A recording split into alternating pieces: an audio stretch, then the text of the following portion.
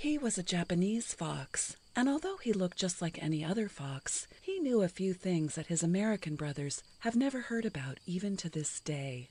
One of these things was that if he lived to be 100 years old without ever being chased by a dog, he could become a beautiful woman.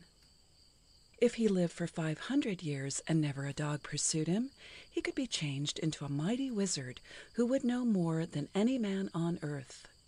But better than all, after 1,000 years of peace, he would turn into a celestial fox and have 9 golden tails. Now, a beautiful woman does very well in her place, and it is a great honor to be a wise man, but a fox with 9 golden tails is the most wonderful thing in all the world. For that reason, when the fox was very young, only about 60 or 75, he thought he would refuse to be changed into either a woman or a wizard, and would wait for his 1000th birthday. "There are enough pretty women and wise men in the world now," he explained to his friends of the forest. "The pretty women make the trouble, and the wise men try to straighten it out, and they are both kept busy. They don't have half as much fun as a fox." But as the years went by, he grew so tired of skulking and hiding about, and being nothing but a common, everyday, bushy-tailed gray fox, that he almost decided to compromise the matter. "After all, there are worse things in the world than pretty women," he said, scratching his ear, "and wise men have their uses."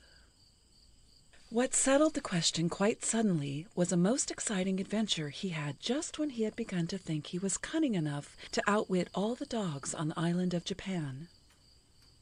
Now, he had had a great deal of experience in this line, and it was no wonder he flattered himself his dodging tactics were perfect.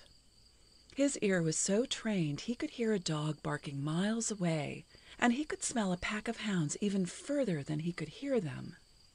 Besides, when he looked at their tracks, he knew exactly how long it had been since they passed that way, and as he had many acquaintances among the birds and bees and butterflies, they, too, often gave him timely warning.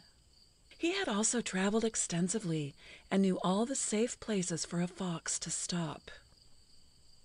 At last, after enduring many hardships and sleeping in swamps and on beds of nettles, and sometimes having to run all night and not sleep at all, and being forced to move so many times that he never had any home feeling, he had discovered the most delightful spot imaginable.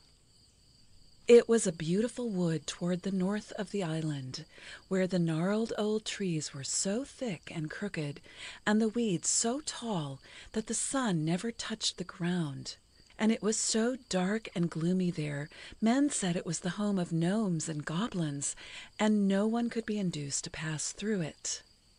Even the little streams gurgled hoarsely, and their waters were black, and the great owls couldn't tell when it was night, and so hooted throughout the day, and bats were always flying about with shrill screams. As many wild creatures looking for peace found their way here, and never again went out of the forest, he had much good company. There were foxes, bears, birds, deer, monkeys, rabbits, squirrels, pigeons, ducks, and a host of tiny things like worms, beetles, scorpions, mice, ants, lizards, centipedes, frogs, grasshoppers, eels, snails, crabs, and caterpillars, and also a wild hen and her mate, who had a very hard time ever raising a family. A poilu brought all the way from South America with the initials of a sailor who would never see it again, cut on its brown shell armor. Crickets that the Japanese call grass larks, and that sing more sweetly there than any place in the world. A tortoise so many hundreds of years old he didn't remember when he was born. A rusty old crocodile who called himself a luxuriant thick mud master, and a parrot that had known the misery of living in a cage until once the door was left open. Then he went away without saying goodbye, and flew straight over the hills and rivers and rice fields until he lit on a tree in this wood. How he chuckled when he knew he had reached the land he had so often heard about. The land the birds call Napatantutu, which in their language means, "Stay here always." And at first he thought it was a great joke to scream, "Look out!" and a few other human words not so polite, and throw all the animals in a panic.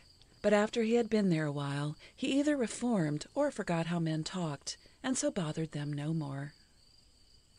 The tortoise, having lived longer than any of the others, had had time to find out more, and he said there was a huge monster in a far distant part of the wood that was neither man nor beast, but more dangerous than either. Its eyes were bright as any glass, its scales were hard as any brass, he declared, and when it roared the whole earth grew dark with the smoke from its steaming nostrils, and when it laughed a flame came out of its mouth that lit up the sky, and this terrible thing was called a dragon.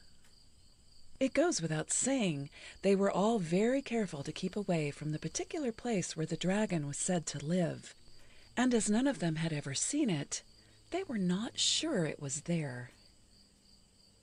The snail had been heard to stoutly declare he wouldn't run from it anyway, but as the orangutan reminded him, it was very easy to be brave before you saw it coming, but he had heard of snails that got in such a hurry they left their houses behind them. The bear asked the very important question, "How many legs has a dragon?" And when the tortoise said it must have at least 1,000,000, since a centipede had 100, the bear was comforted, for as he wisely told the fox, one need not be afraid of anything if it has more than 4 legs. Now there wasn't much difference between day and night in Napatantutu, for both were happy times, and they could eat when they wished and sleep when they wished, and they didn't have to do anything unless they liked to do it. Sometimes they would eat and sleep all day, and at night, when the green eyes of the owls shone like lanterns, and the fireflies lit up the wood with their little lamps, they would meet in a wonderful dell all lined with moss, softer than velvet carpet, and there they would romp and play until morning. The frogs would sit in a solemn circle on toadstools. The worms, because they wanted to see what was going on, would crawl up on the grandstand, which was the Paiu's back. The ants would hold wee pink and blue flowers over them for parasols, because they tried to be fashionable. The monkey was always the clown, the quiet tortoise the judge, and the fox was the mischief maker, but too sly to ever be caught in his tricks. The frog liked to show how far he could jump. The deer always wanted to run a race. The monkey would put up a target for them to throw at. The bear would dance on his hind legs, while the crickets and the grasshoppers were the band, and when the circus was over, the porcupine would invite them to a quilting party. Or, if they grew tired of fun and frolic, the Poyu would tell them stories about a land far beyond the sun's nest, where the birds and butterflies, the parrots and lizards were redder than red and greener than green, and again of a wide world of water, with houses that rocked all the time floating on it. But where these houses came from, or where they went, he had been too sick to find out, although he had been in one for many sad months. And when the thunder rumbled and flashes of lightning shot through the trees, and the owls shut their eyes in terror, and the poor little fireflies put out their lights, they would whisper to each other that the dragon was around, and scamper away and hide until morning. And then when it was daylight, they wouldn't be a bit frightened, and each one would say the other ran first, and he only ran because someone behind pushed him and he couldn't help it. And they would pooh-pooh and declare in a chorus that they didn't believe there was any such thing as a dragon. But the fox, who was usually a big talker, never had anything to say except once, when he told them quite seriously he hoped there was a real, true, live dragon. But no one believed him. They did not know that when he was a baby fox, only about the size of a cat, and lived in the fertile plain of sweet flags, one cool and dewy night his mother made a bed of leaves behind a log, and as she cuddled him close to her warm bosom, she told him how to know if the dogs were anywhere around.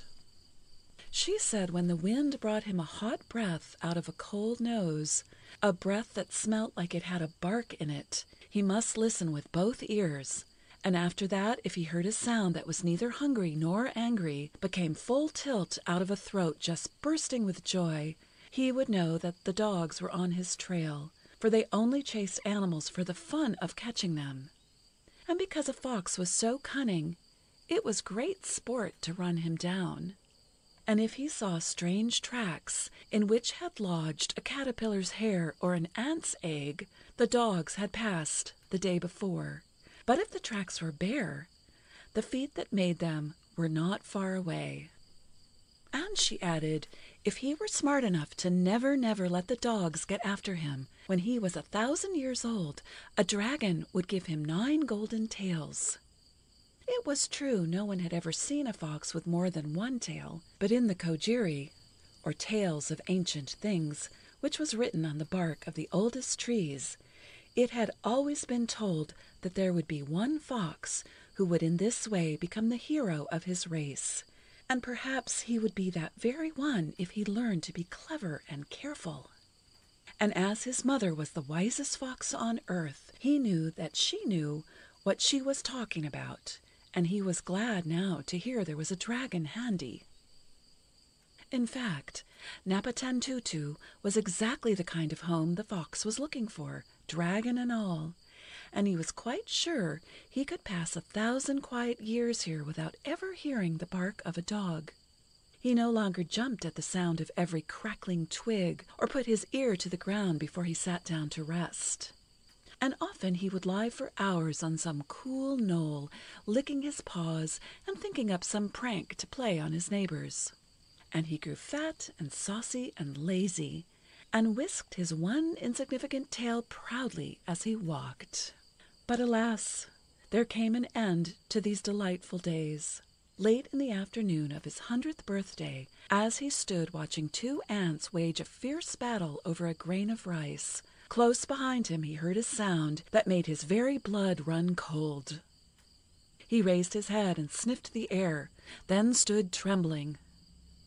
"The dogs!" he groaned, as a second time, and nearer now, came the awful noise, and he darted like an arrow through the forest. Now Neo-Kuro, a prince, and the most famous hunter in the kingdom, had come in his boat down the river that ran through the haunted wood. With him he had brought many servants and his pack of trained leopards, with which he hunted, and which were swifter and had keener scent than any dogs. Possibly Neo-Kuro had never heard of this forest, or it may have been that he became so excited when the leopards started on their wild chase that he forgot to be afraid of goblins. At any rate, he dashed headlong into the wood, encouraging his leopards with loud shouts, and his servants, after a moment's hesitation, followed him. The fox was crashing through the underbrush just ahead of his pursuers, now tearing his way through hanging vines and again leaping over rocks and streams. The leopards came closer and closer behind him. On they flew through swamps and thickets, into thorn bushes and bramble patches, and across deep ravines, and not even the wind could keep up with them. At last the poor fox was tired out. His legs were torn and bleeding. He had bunches of his fur on many a bush and thorn. His feet were bruised and lame, and his breath almost gone. Too late, he found that he had slept too much and eaten too much during the long, comfortable days he had spent in his new home, and that he could not run as once he did when he was thin and lithe, and his legs were hard and his feet like rubber. Panting, gasping, his tongue hanging out, foam dripping from his mouth, he went blindly on in irregular leaps. The leopards were gaining on him every moment. Already he could feel the hot breath of the spotted leader burn his flanks, and he knew his time had come. Never, no, never would he be a fox with 9 golden tails. He would merely die a cruel death and his one poor bushy tail would be carried away as a trophy, his body torn to pieces by savage beasts. As this sad picture rose up before him, he made one last long leap for liberty, and then his trembling legs could carry him no further. Driven to bay, he snarled angrily, and backing up against the trunk of a great hollow tree, turned to fight his last battle. Then a strange thing happened. At that very moment, a huge and horrible creature he knew at once must be the dragon, rose between him and the maddened leopards. Its body was covered with shining silver scales that crackled like burning logs as it moved. Its ears were big black wings that flapped like sails. Its great claws had nails as long and sharp as knives. Its double tongue was 2 red-hot flames. Its glaring eyes seemed balls of fire, and its long tail curled and writhed like a mighty snake. "There has been a mistake," the dragon breathed, and its words came out in smoke. "You were 100 years old this morning, and as you have never in all your life had to run from a dog, you should have been given the chance to become a beautiful woman if you wished." "Give me the chance now," panted the fox. "There is nothing I want so much as to be a woman. Even an ugly one will do." When the prince, who could not keep up with the chase, appeared on the scene, he found the leopards with their tails tucked between their legs and their heads hanging down. There was no fox anywhere, but the most beautiful girl he had ever seen stood before him. For a time Neo-Kuro could only look at her, for he was dumb with astonishment. She blushed and drew her long black hair over her face until he could barely see the tip of her nose and her little red mouth. Then she knelt before him. His attendants now came running up, for he had outstripped them all, and they too stopped speechless with their mouths open. The prince did not heed them. He bent down over the mysterious maiden, and so far forgot his manners that he took both her small hands in his and raised her to her feet, for he wanted to see her face again, and the more he looked at her, the lovelier she seemed to him. "Who are you, O fairest one?" he asked rapturously. "Who is your illustrious father, and what is your honored name?" But she gazed about her in a puzzled way, and shook her head. "I do not know," she answered. The prince frowned at her strange reply, for he could scarcely believe his ears, and he even pinched himself under his silken tunic to be sure he was not dreaming. But she was so pretty he could not be angry with her, and as he looked into her soft brown eyes, his frown changed into a smile, and he said in a very gentle voice, "Are you lost? Are there other hunters here who have brought you with them, and now you wait for them to return?" "I am all alone," she told him. He was so surprised he did not know what to say. At last he stammered, "Perhaps you are only teasing me, or it may be that you are afraid of me because I am a stranger. But no harm shall come to you through me, that I promise you. I am Neo-Kuro, a prince of Hinomoto, the land where day begins. Forgive my rudeness in speaking to you, but will you not let me guard you and take you back to your friends?" "I have no friends, and nowhere to go," she sighed. "But whence do you come, O sweetest creature in all the kingdom?" cried the bewildered prince. Again she shook her head. "I belong to the forest," she said simply. "Henceforth you shall belong to me," the prince declared, and so he took her back to his bamboo castle as his bride. There everyone wondered at this fair maid of the forest, But no one could find out who were her parents, or where her home had been, or anything about her.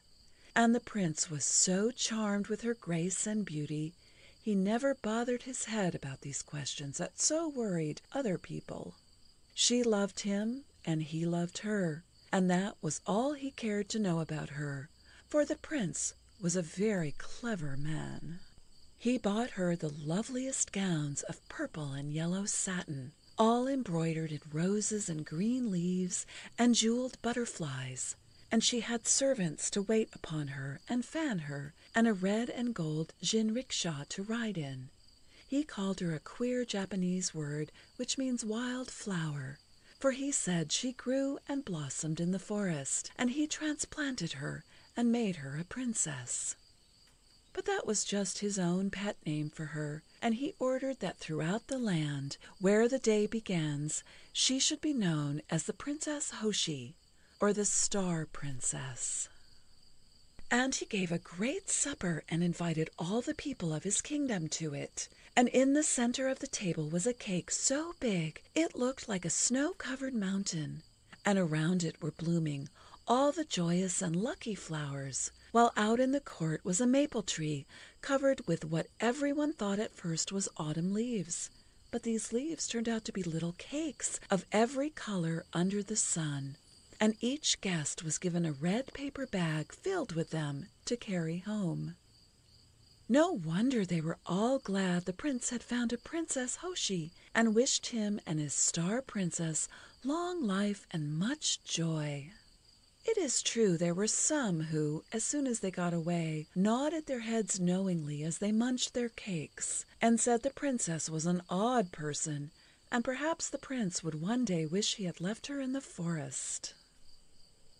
Now, a bamboo castle is a charming place to live.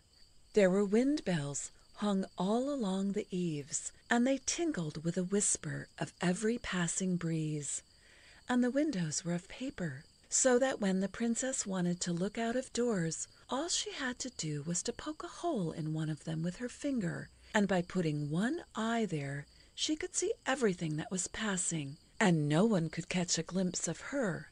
And there were hundreds of mats on the floor of every room, and these were soft and cool to walk upon even in Doyo, or the period of greatest heat. And the prince went all the way to the town of Hirosaki to get her a bronze mirror that she might see how pretty she was, and she often looked in it. He also brought her a long-haired, fluffy little dog, but she screamed and would have nothing to do with it. So in its place he gave her a red cat without any tail that purred pleasantly whenever she touched it. At night she slept on a pillow of shining black wood, and on it were sprawling, straggling letters of gold that spelled the name of the Baku, for the Baku in Japan has the body of a horse, the face of a lion, the trunk and tusks of an elephant, the tail of a cow, and the feet of a tiger, and it eats up evil dreams. In fact, it never eats anything else, and yet it is always fat. So not only did the princess have everything comfortable and agreeable while she was awake, but even in her sleep only sweet dreams could come to her.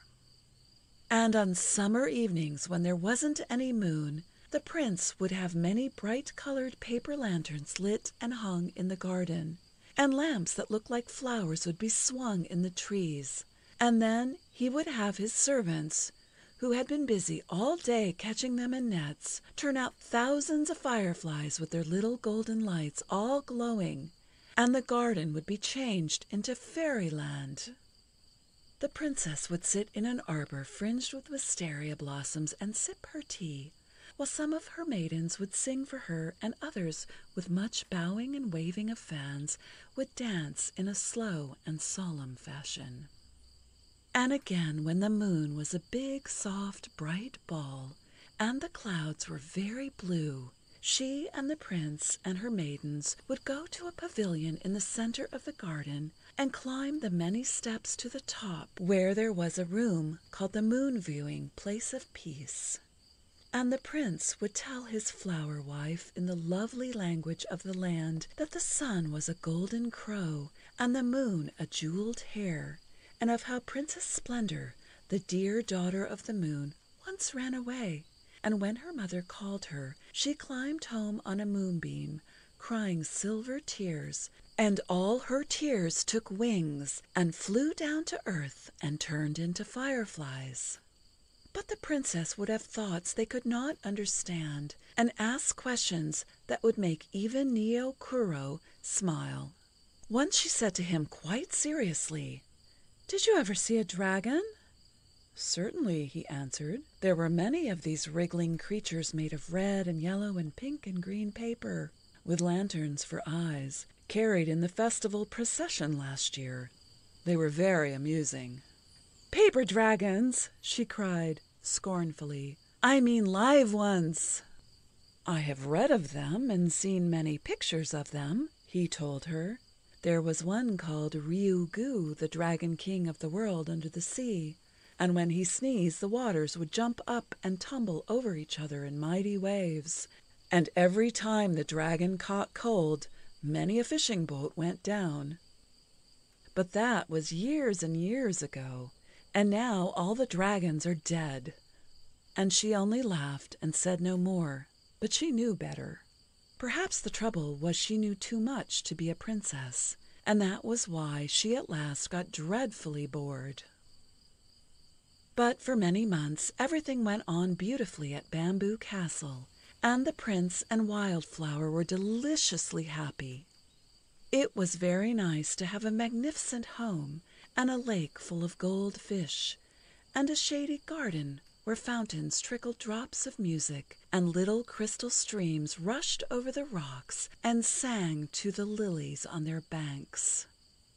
And it was pleasant to wear lovely clothes, and eat shark's fins and bird's nest soup and bamboo shoots and lotus bulbs and other delicacies that only very rich people can have in Japan. And she was glad to think she wasn't a fox, hiding out in briar patches, always listening for dogs and sometimes hungry. Surely it was much better to be a princess than a fox. Then gradually a change came over her, and although she had everything she wanted, she was no longer happy. Sometimes in the day when she lingered by the lake and watched the little gold fish dart about like flames in the clear water and jump up on the bank to get the lard cakes and rice balls she had brought them, she sighed, and for no reason at all scolded the mincing, bias-eyed lady who carried a gorgeous parasol over her. And again in the starlit night, when she walked in the perfumed garden and listened to the musical drip-drip of the fountain, and heard the frogs calling to each other from the lotus pools, there came to her memory of an enchanted land where bats circled and shrieked, and great owls squatted solemnly on the knotty branches of the trees, winking and blinking and never sleeping, and a mighty dragon with glaring eyes and shining scales lived in a hollow tree. And strange to say, when she remembered this dark and lonely forest, her own garden seemed to her but a stupid place.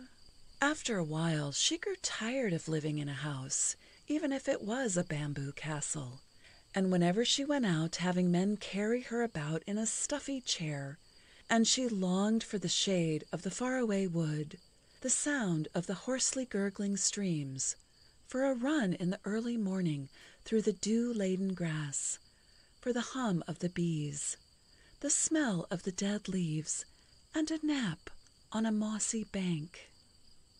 So she fretted and grew so discontented that ugly lines crept in between her brows, the rose all went out of her cheeks, and she was so cross the prince was once heard to say he had married a nettle in place of a wildflower.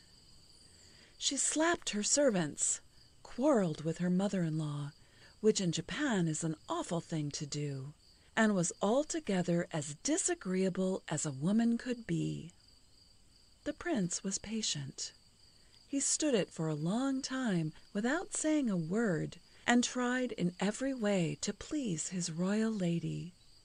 One day he asked, "Is there nothing, fair one, which would make you kind and sweet again? If anything will make you happy, only say what it is, and I will go even to the ends of the earth for it." After thinking a moment, the princess answered, "Take me back to the forest where you found me. If I could only see that dear place again, I would be content ever after. But leave the cruel leopards behind," she added quickly. "There is much game there," he said regretfully, but she frowned and stamped her little foot angrily. "You shall not kill anything," she declared. "If you do, you will break my heart." "Perhaps it were best not to hunt there," he acknowledged, thinking of the evil spirits that were said to roam this forest. "It is the land of roots and the home of darkness. Why do you want to go there? Now that you are out of it, I should think you would want to stay away." But she began to cry and got in such a temper that he was willing she should have her way, so he had his boat brought out and made ready. The next morning he and the princess, with only the rowers to keep them company, started on their long journey. The princess was silent, and whenever he spoke to her, she answered him so angrily that he ceased to try to talk to her. So they sat on the deck, never saying a word, until the 5th morning, when they stopped at the very spot he had moored his boat the day he had found her and brought her away with him. When the princess looked into the mysterious land where not a sound was heard, she gathered up her rich silken skirt in both hands and, jumping ashore, ran as fast as her feet would carry her over the same ground where once the leopards had chased her when she was a fox. She lost one of her sandals.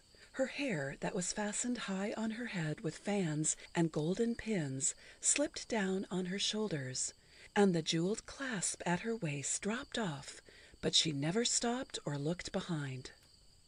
The prince followed as fast as he could, but so fleet of foot was she that she left him far behind, and when she reached the big tree with the hollow trunk, she fell down before it, crying, "Oh, most powerful dragon, make me a fox again, for now I know it is better to be a fox than a woman." Then out of the hollow tree came the same hideous creature she had seen before, and when it opened its yawning mouth, its teeth shone like ivory spears, and she thought it was about to swallow her. But the dragon only looked at her and sniffed scornfully until the smoke from its nostrils darkened the air. And when the prince came in search of Wildflower, only a gray fox darted through the tangled woods and bushes and was lost in the deep, dark wood. The prince looked after it longingly. "Oi, oi!" he cried, which is the Japanese way of saying hello. "Would that I had my leopards with me. Then would I give chase and catch you, my fine fellow."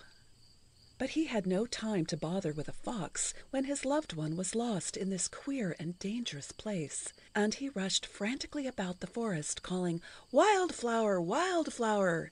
Dear Wildflower!"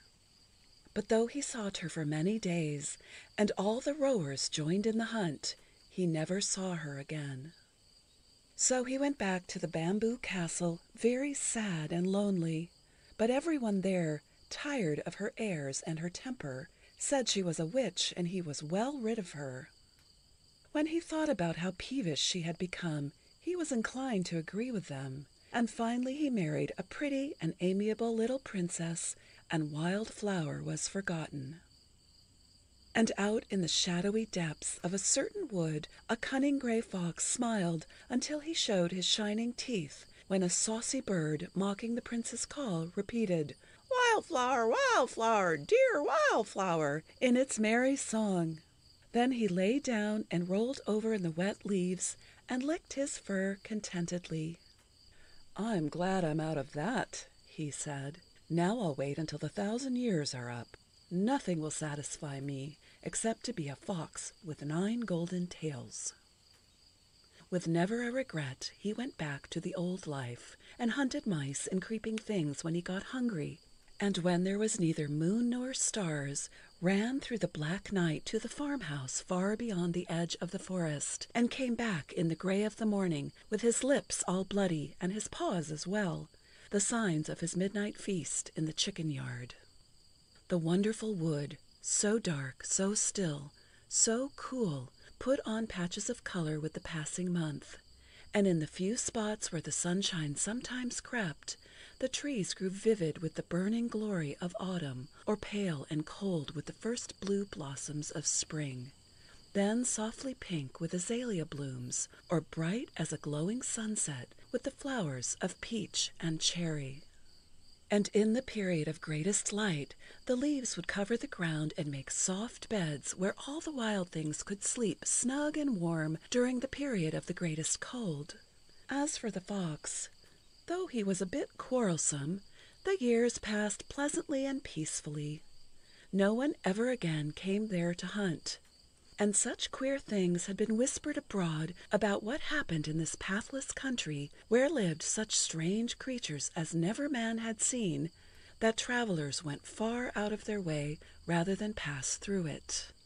And on stormy nights, when the wind howled and windows rattled, and the tempest-torn trees swayed and groaned, people all over the island barred their doors tight and fast, for they said, "The spirits of the wood are out tonight."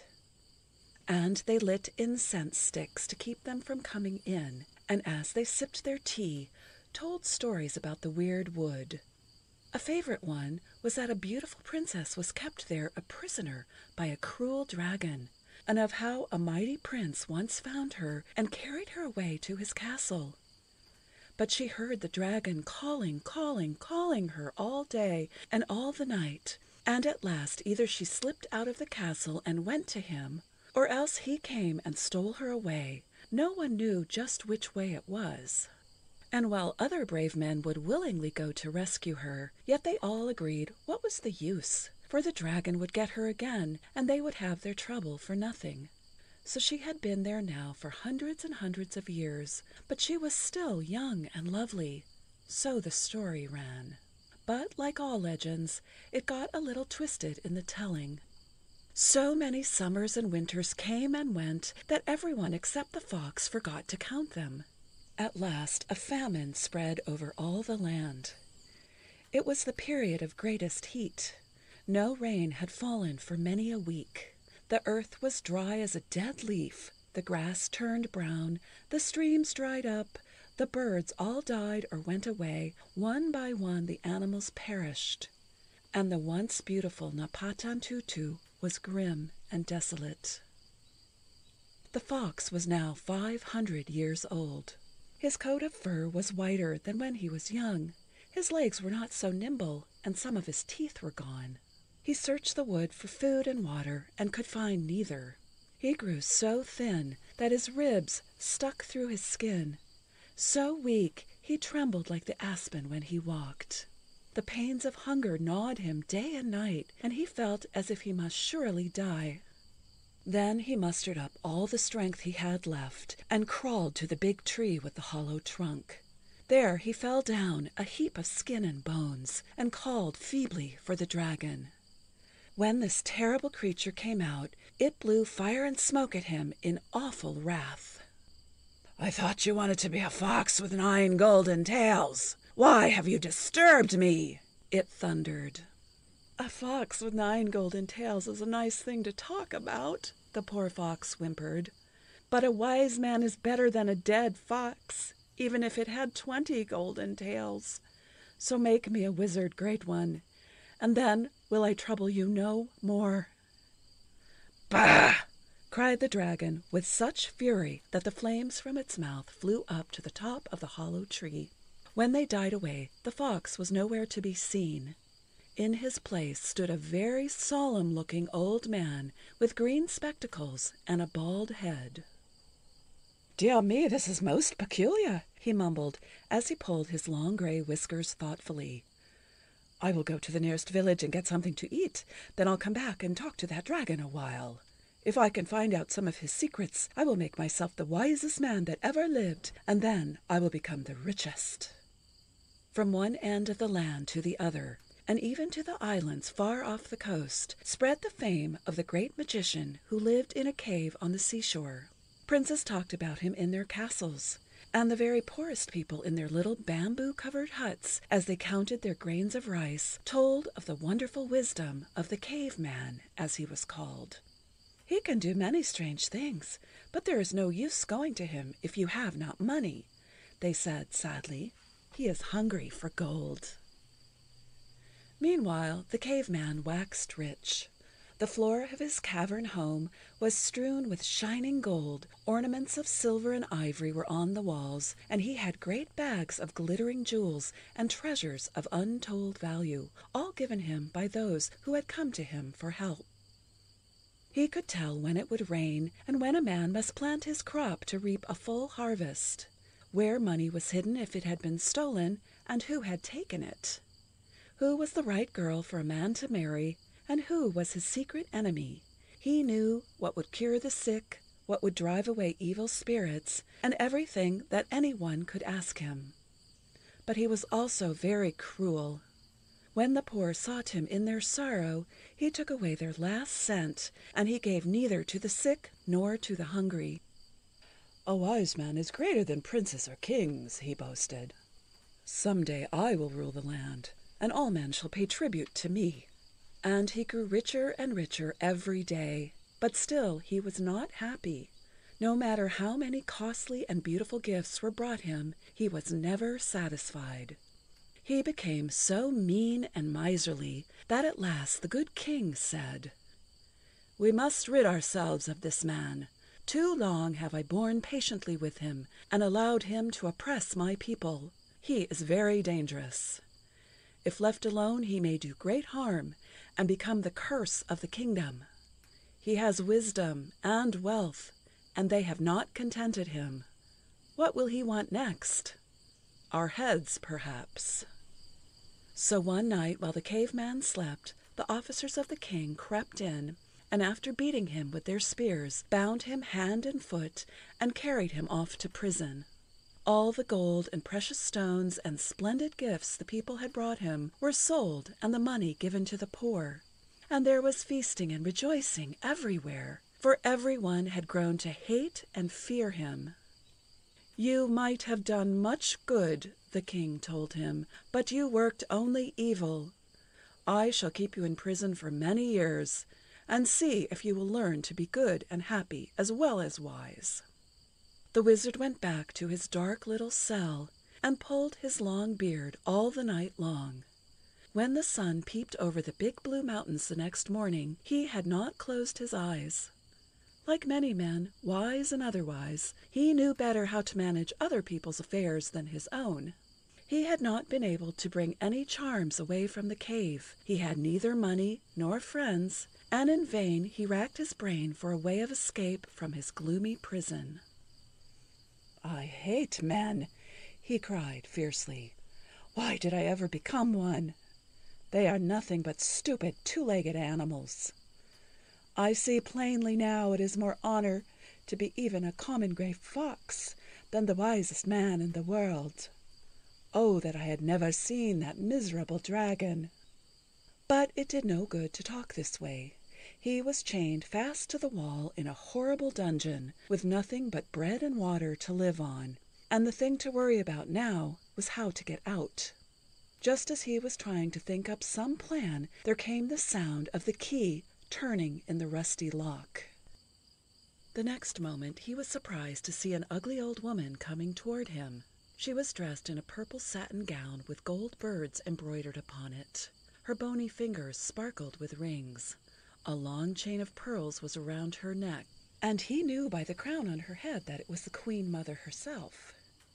"I have heard you were very wise," she said, peering at him. "If that is true, why don't you get out of this dark hole?"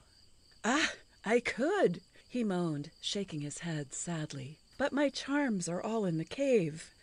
I have there a key that will unlock any door, a mantle that will make the wearer invisible to mortal eyes, a root that will cure any disease, a piece of money, that the one who carries it will never have an empty pocket. And there, too, is the famous pearl that will make the woman who wears it seem the most beautiful woman in the world." The old woman crept closer to him. "What did you say about a pearl?" she whispered breathlessly. "Ah, it is a pearl fit for a queen," he said, pursing up his lips. "It is as big as the egg of a swan, shaped like a perfect pear, and white as a dragon's tooth. The woman who wears it hung around her neck all men will adore.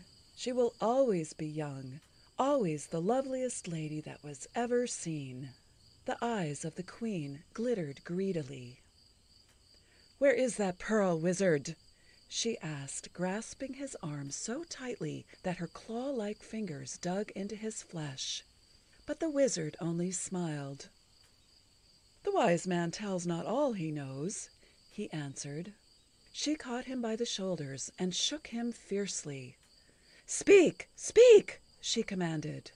"Tell me where you keep this priceless pearl, or I will have your tongue torn out by the roots." "That would be a pity," he said calmly. "Then the pearl would never be found, and no woman would have the glory of being the most beautiful woman in the world." The old woman screwed up her wrinkled face and tapped her foot impatiently on the stone floor. Then she said with a cunning leer, "If that pearl were mine, so great is the power of beauty, I would rule the land in place of my stepson, the king. Then would you be my chief counselor and next to me in authority, which surely would be better than spending all your years in a dark dungeon where no one will ever hear of your wisdom. You could live in my palace and have many servants to wait upon you, and if I were the most beautiful woman, you could become the richest man in the kingdom. It would be a sad thing for the pearl to crumble away and never be worn by a woman, and also for the great caveman to die a wretched death, perhaps of hunger, in this dirty hole." "If I were only free, I could bring you the pearl," the wizard answered. "No one save me can ever get it, for it is watched by a dragon with eyes that are always open and teeth that are sharp and cruel." The queen looked at the door she had just unlocked. "I have the key," she said thoughtfully, "but there is not only the jailer without, but many guards that you must pass." "You have much gold," he suggested, "and yet that pearl is worth more to a woman than all the gold and jewels of the earth. It will bring her everything her heart desires." She shook her head. "I cannot buy all the guards," she told him. "Some of them are old and faithful servants of the king. You must find some other way." "You speak of ways as if they were easy to find," he grumbled, and his heart again felt heavy in his breast. "They should be, for a wise man," she tauntingly replied. "Surely you must have left your wits in the cave, too. But I must be off. The king gives a banquet tonight in honor of his bride, who is called the fairest creature of the flowery kingdom, and she likes that better than the name of queen." "Stay!" cried the wizard quickly. "The way is found. Know you the weed with the purple flower that has crimson dots on its petals? A weed with glossy pointed leaves that grow by every wayside and sends out a strange perfume after the sun goes down?" The queen nodded. "Well, squeeze the juice from the stem of this weed. A few drops of that in the wine tonight, and all the castle will fall into sleep so deep that though I rode away on a prancing steed, no one would hear me. See that my keepers drink of that wine. Then open my door, unloose my chains, and leave the rest to me." The old woman cackled in her thin, shrill voice. Suddenly she stopped and looked at him suspiciously. "But will you return?" she questioned. "You will bring that precious pearl to me. If you stayed away, you would be searched for in every corner of the land. You could not escape my vengeance. No matter how clever you were, the officers of the king would one day find you, even as they found you this time, and when you were caught, your head would be brought back to court. Remember my words, caveman, if you play me false." "Only let me get out, and if I do not return, you are welcome to the head of the wisest man in the kingdom," he told her. "But you must give me 7 days, 3 to go, 3 to come back, and 1 day to persuade the dragon to give me the pearl, for he is a jealous monster and ugly when he is roused. It will not be an easy matter to get him to give me his treasure, and no one can steal it from him. After the sun has set on the 7th day, I will stand before you. Wearing my magic mantle, I will slip by the soldiers and the guards like a puff of wind, and no one will see me pass, no one hear my footsteps. And because this time I will have all my charms with me, no man can harm me. And I will bring you the greatest gift that was ever given to a woman." Still chuckling to herself, the old woman unlocked the doors of the little cell and slipped away. When she had gone, the wizard laughed until his chains rattled. Then he lay down on the hard floor and fell into a peaceful sleep. That night the banquet in the king's palace was a merry affair, and when the rejoicing was at its height, the Queen Mother came in and said, "Let us send wine to all the servants and to the jailers, and even to the guards without, that they may all drink to the health of the lovely queen." "Good, good!" cried the king, as he raised his cup on high. "Everyone in the whole city shall have food and drink tonight. Let it be given freely to all." But the eyes of many were already so heavy that they forgot to cheer his words, and soon one by one they fell over as they sat eating and rolled upon the floor. At last even the king was overcome, and went fast asleep in his great carved chair with his crown awry. And all of the servants, having had much wine, lay at their posts like dead men. When all was still, the Queen Mother ran to the prison, and taking the keys from the waist of the sleeping jailer, unlocked the wizard's cell. He was expecting her, and he cried impatiently, "You were long in coming. The people everywhere will soon be astir, and they will capture me and bring me again to the king if they meet me on my way to the cave." For he did not want her to know that he was going straight to the haunted forest. While he talked, she had unfastened his chains with trembling hands. "Go, go!" she entreated. "There is not a moment to be lost. Even now the fireflies are putting out their lights and waiting for the dawn. See, here is gold to pay for your journey and food to last you for a week. Hurry back to me with the wonderful pearl, and when I am the most beautiful woman in the land, you shall be the greatest man. When I return, you shall be in truth the fairest woman men ever looked upon," he promised solemnly. Then he wrapped his cloak about him and bowed himself from her presence. When he was out of sight of the old lady, he laughed to himself, and ran like a shadow through the sleeping town. On and on he went, over the fertile plain of sweet flags, and through the long fields of waving rice, never once stopping to get his breath until he stood on the bank of the river. There he found a boat fastened to the shore, and soon he was rowing up the stream with all his might. But not yet was he safe, because so many people throughout the country knew the caveman and hated him. He was in constant fear of being seen. In the daytime he hid in the tall rushes on the river bank and slept, and all the night he plied his oars with feverish zeal until his hands were blistered and his back about to break. Once a party of fishermen came so close to the reedy shore where he lay trembling that he could hear every word they said. And what he heard did not make him any more comfortable. "The king has offered a great price for the head of the caveman," said one, "and men are hunting all over the island for him. Even if he were a needle they would find him. On the night of the great banquet he cast a spell on the court and caused everyone to fall asleep. Then he opened his prison door and ran away. Now the king will know no peace until he is dead, and whoever brings his head to the city will be a rich man for life." "I wish I could be the lucky one," said another. "I've been looking in every boat today for him." It seemed to the frightened caveman they must hear his heart beating, so near he was, and perhaps they would had they not been so busy talking. When at last they went away, he did not dare to move for a long time, and that night he rode harder and faster than ever. When the morning of the 6th day dawned, he cried aloud for joy, for in the dim light he saw the familiar shadows of Napatantutu.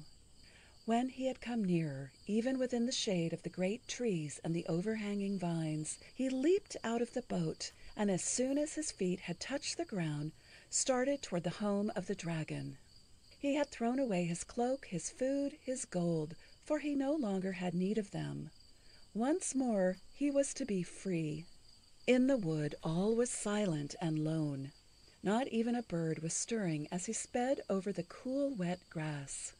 The daylight had not yet crept through the thick leaves, and once he stumbled over a dead log and rolled headlong into a muddy hole. The only light he saw came from a frog who had filled himself with fireflies, and they now shone through his round stomach, like a shaded lamp as he slept under a sheltering bush. The darkness was just stealing away when he came to the big hollow tree and knocked twice. "Alas, most powerful one, I am here again!" he cried as the dragon writhed slowly out. "It is quite as bad to be a wise man as a pretty woman. One is stupid, the other useless. A fox is a far finer creature than either of them, so make me a fox again, O mightiest of living things. And this time will I be content for the 1,000 years to pass." "Will you never be satisfied?" snorted the dragon. "You are not willing to be what nature made you, and you don't like anything I do for you. Still, as you have not yet been chased by a dog, I must grant your wish. But the next time you get into trouble, you needn't come to me. Remember that." And a moment later a gray fox ran past the hollow tree and with mighty leaps and bounds went crashing through the thicket.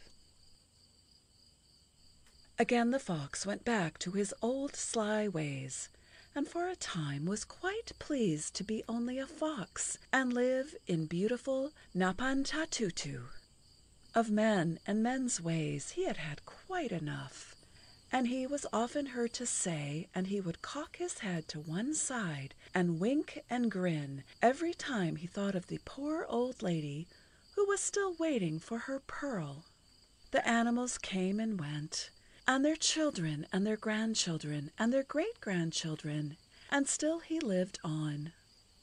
Most foxes would have been happy to have such a quiet, comfortable time in an enchanted land and wouldn't have found anything to worry about. But after a few 100 years he again got restless and tired, and nothing was good enough for him. He spent all his time planning what he would do when he was a fox with 9 golden tails. He talked of nothing else, and became the greatest bore in the forest. And he made so much fun of the peacock, saying it wore painted feathers, that the poor bird got ashamed to spread its tail. Soon he was shunned by all of the animals. The frog hopped away when it saw him coming. The grasshopper whirred up to the top of the tallest tree.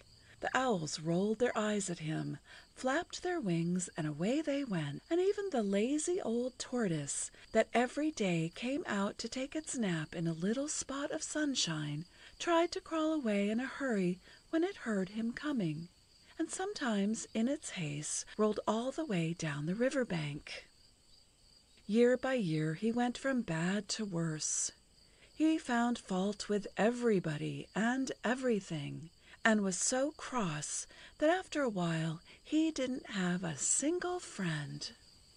He not only quarreled with all of his neighbors and snapped and snarled at everyone who spoke to him, but he greedily swallowed any little helpless creatures that crossed his path, so that at last all of the animals hated him even more than they feared him.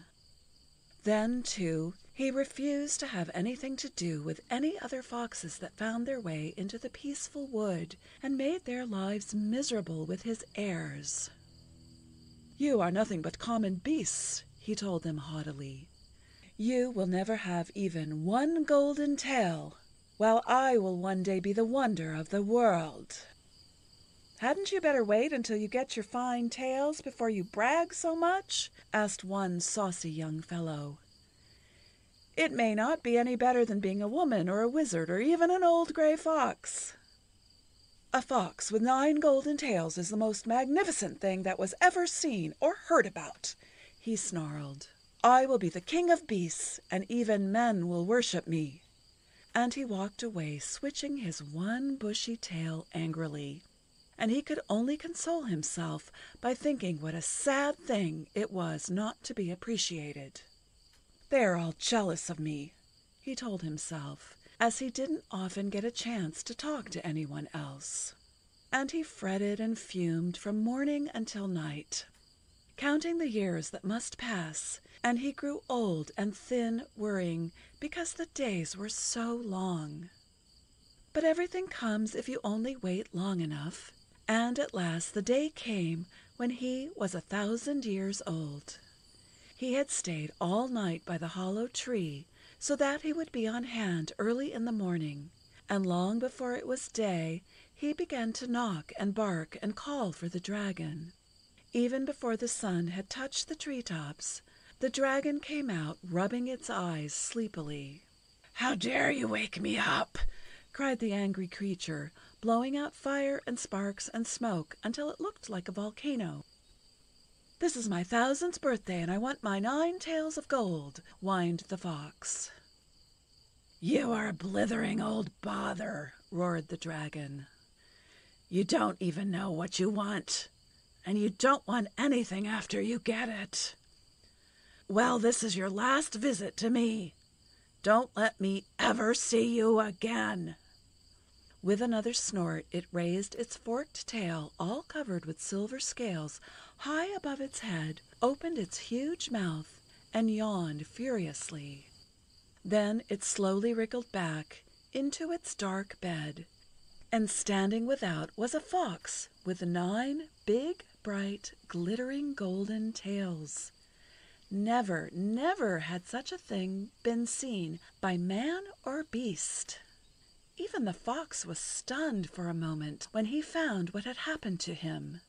Then he puffed out with pride until he almost burst, and held his head so high that he nearly fell over backward. He stood alone, the wonder of the whole world. His first thought was to run and show himself to all the animals of the forest, and he started to skip joyfully away, but alas! He was as one rooted to the spot. Now he found to his horror that the golden tails were so heavy he could not walk, much less run. He had never thought about this, and he stood trembling in his tracks, wondering just what he would do about it.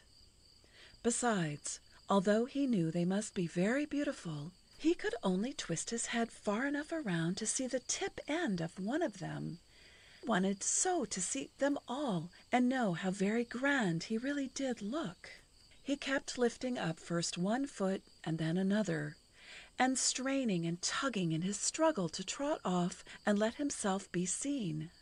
But never again would he be able to run through the cool weeds and leap over the streams and roll in the soft moss and kick up his heels in rustling beds of leaves, for 9 tails of gold were an awful load to carry. As he grew more used to them, he found he could manage to totter along with slow and painful steps, but it was very hard work. But when he thought of what the other poor animals would think and say when they beheld him in all his glory, he again puffed out with pride. After all, if he couldn't get about very well now, he would have all of them to wait upon him, so it didn't much matter. All he need do was to stand up and be admired. It is true he wasn't a bit comfortable, for the tails were like lead, and already his poor back was aching. But still one would be willing to have backache to be the most splendid creature on earth. There never had been, there never again would be anything like him. He was the one superb ornament of the world.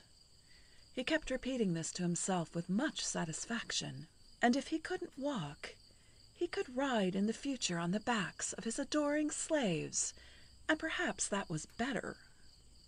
As the fox strutted feebly and slowly through the leaves, and over the dewy grass where he had once scampered and frolicked, suddenly he saw a procession of all the creatures of the wood, with the monkey ahead, coming to meet him, for they were very curious to know if he would get his golden tails.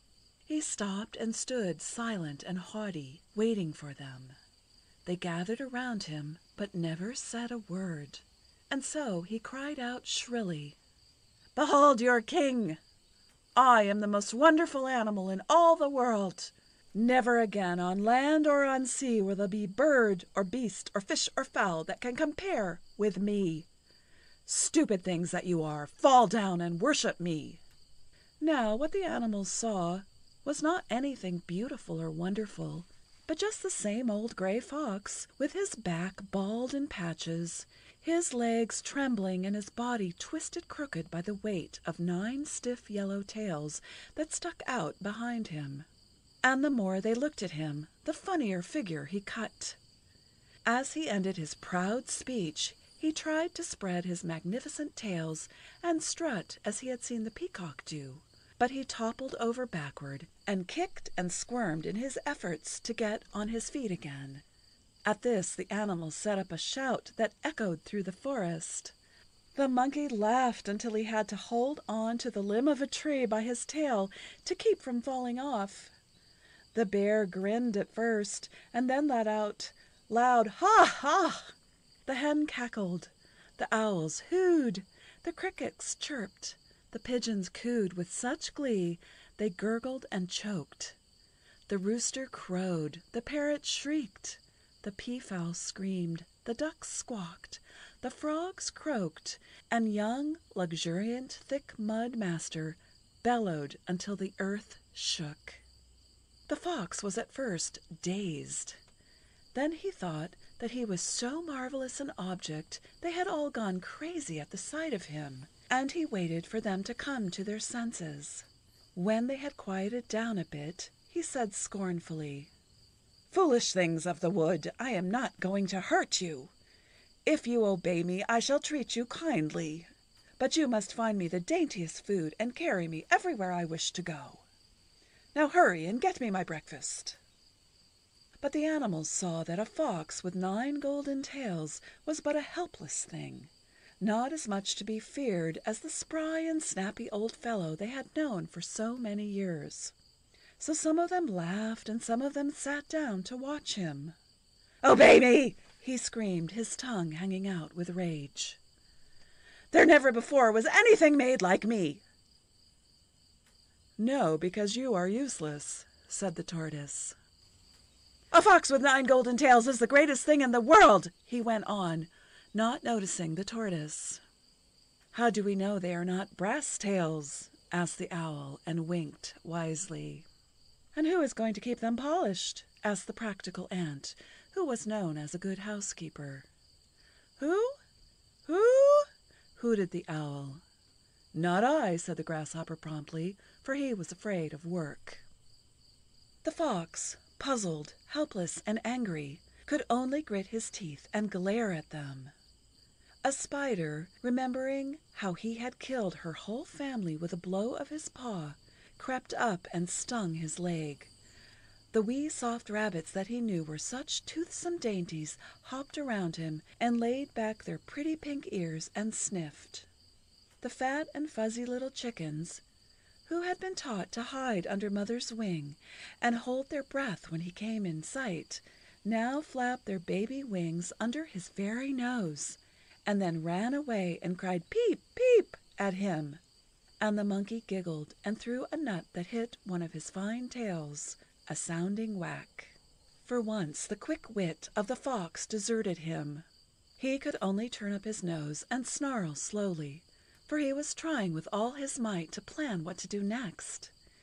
He was the richest fox in the world, the only living creature with 9 golden tails. But what good were they to him if these silly creatures would not wait on him and worship him? In all the years he had lived among them, he had been greedy and selfish and cross and ugly. and now he had not a single friend. But he didn't blame himself, he blamed them. And the rage shut up within him boiled and bubbled until he foamed at the mouth. How he hated every one of them! Oh, if he could only take off his golden tails long enough to whip the saucy monkey! And how very nice one of those downy little chicks would taste! "I have all the gold in the wood," he said at last. "I am your king, and you are too stupid to know it." "Only men are ruled by a man because he has gold," said the wise old tortoise. "We know better. Had you been brave and kind and good, we would now be proud of you. But you have thought only of yourself. Now help yourself. You have all that you wanted. Be satisfied." "As it is daylight, I don't see very well," said the owl, blinking. "But it doesn't seem to me that you're any handsomer with your 9 golden tails than you were with your old gray brush." The fox started. Could he believe his ears? Not any handsomer than any common fox? He who had 9 wonderful glittering tails of purest gold? "You are jealous of me! Jealous! Jealous!" he barked. But as the animals did nothing but laugh, a great fear came over him. Perhaps, after all, his tails were put on wrong. It had really been quite dark when the dragon came out, and as he was not used to giving away golden tails, he might have made a mistake and stuck them on backward. Something surely was the matter with them. He must go to the river at once and see for himself. But he who had once been so light of foot that he hardly left a track in the softest mud as he skipped along, now found it very, very hard to get across the little strip of grass and weeds that lay between him and the forest mirror. He put forth every bit of his strength and swayed and tottered along, and all the animals followed him, scampering and laughing and pushing and shoving each other. And when at last he reached the bank, squirm and twist as he would, he could not get a glimpse of himself. He screwed his head around until his throat hurt. He twisted his thin body until his ribs stuck out. He stood on 3 legs and fell over on his nose trying to stand on 2, but always the tails seemed to turn around the wrong way, and the very best he could do was to see one of them. The animals kept making fun of him as they watched him. "What are you going to do with them?" politely asked the bear. "Do you have to wear them all the time?" quacked the goose. "Oh no, he is going to lend them to the tortoise sometimes," snickered the monkey. The fox, who had almost tied himself into a knot in his efforts to throw a proper shadow, did not take the trouble to notice them. "1 tail is enough for me," screamed the peacock, as he spread his shimmering fan and danced until he got so pigeon-toed he had to stop. "My grandmother, who was 900 if she was a day, told me it wasn't any fun to be better than anybody else," said the parrot, snapping his bill. "One got so dreadfully lonely." But the fox only turned his head first to one side and then to the other in his struggle to find out how he looked. He strained and tugged until his tongue hung out and water dripped from his jaws. He tried so hard to move his stiff tails that his muscles cracked, and all the time he kept backing out, until he stood on the very tip edge of the high bank. But he was so busy looking for his shadow that he never thought about anything else, and suddenly the dirt crumbled under his feet, and without a moment's warning he tumbled backward into the river with such a mighty splash and splutter that all the animals got a shower. When he hit the water he struck out with all 4 of his feet, for he was a good swimmer, but the tails of gold were like iron weights upon his back, and he only churned the water into foam as he kicked and snorted. Then, with one great struggle that sent the ripples flying in every direction, he shot down like a torpedo to the very bottom of the deep river. And he never came up again. The animals shrieked and ran to the river bank. The stork, who had been standing on one leg all the morning, took down his other in a hurry and hopped over into the rushes, where he stretched his long neck as far as ever he could and peeped into the muddy stream. The monkey wrapped his tail around a bush to keep from falling as he screwed up one eye and tried in vain to see what had become of the fox. Luxuriant thick Mudmaster toppled off the bank in his fright and made another splash. A fish, not knowing what to make of so much noise, jumped out in the grass and turned a somersault. The owl snapped both his glassy eyes, but saw nothing. The bullfrog dived down as far as he could and came up coughing and choking, but the fox, golden tails and all, was gone forever. He made a plunge where the stream was deep and saw too late his blunder, for he had hardly time to peep before his foolish head went under. Sadly said the tortoise, who prided himself on knowing a lot of real poetry. But the rabbit winked his long ears and whispered to the ant, "Good riddance." Once again, hundreds and hundreds of years went by, as they always do if you wait a while. Every animal that had known the poor fox had been dead a long time, and those that came after them told this tale as I have told it to you, only they weren't quite certain it was true, and some of the young beasts said it was nothing but a fairy story. But one day a pearl fisher came up the river in his little boat, and while he was diving down in the deepest part of the water, he found a queer-looking object sticking up in the mud. And when he had brought it ashore and washed and scrubbed it, he found it was a tail of pure gold. Hardly believing his good fortune, he took it away with him, and many wise men looked at it through spectacles and microscopes, and weighed it and thumped it and tasted it, and wrote long papers about it filled with so many big words that no one ever read them. And today you may see this very same tail, looking rather old and rusty, in one of the museums of a foreign city, and beside it is a card telling that this is undoubtedly the golden feather that the great King No Thing Fan of Japan once wore in his crown, which shows that even very wise people sometimes make mistakes. But it was the fairy godmother to the poor pearl diver who sold it for so much money that he was able to buy a cozy little bamboo cottage for his family, and to ever after give them as much as they wanted to eat. And so one of the tales of the fox did some good in the world after all.